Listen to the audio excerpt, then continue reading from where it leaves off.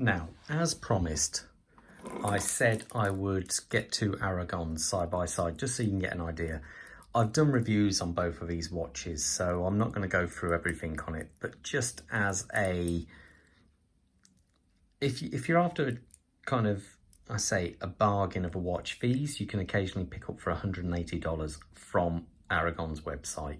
Now, admittedly, they're not, for everyone. They're definitely aimed more at the, younger side of the watch collectors out there. They're big, chunky watches. Both house the NH35 movement. So you know for a fact they're pretty solid. And both are very different. You're not going to get these mixed up with anything. But to be fair, they're actually surprisingly good. If I had to buy one out of the two, it would be the Evo 45. I like this kind of, the bezel on there I think is quite nice. Though both have particularly good bezel action. If I turn this one, you'll get to see. This one maybe isn't quite as good, or doesn't sound as good anyway. But they do line up. Both do, I believe. Oh, he says that. He ends up going too far.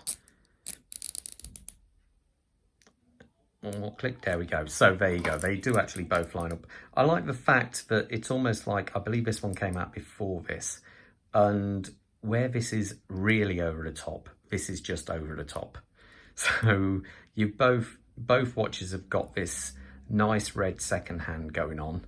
Difference being that the loom pip on this one is actually at the end there. Almost looks like a gas tube.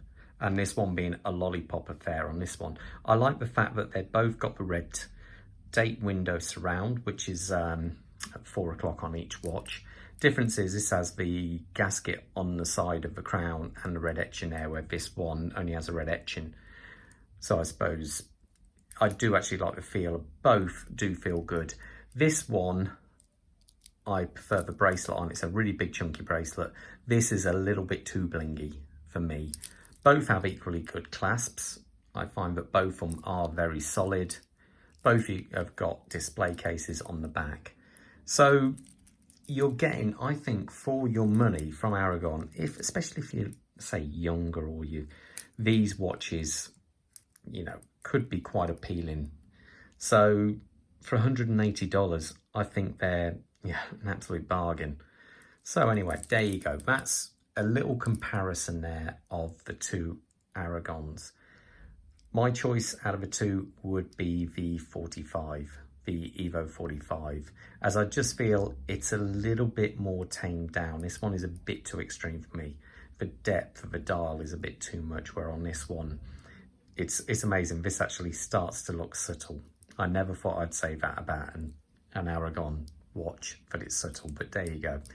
So that's just for two. I'll tell you, I'll quickly put them on my wrist just so you can see. I'm wearing a Zin U2. Or EZM5 if you're really into your Zins.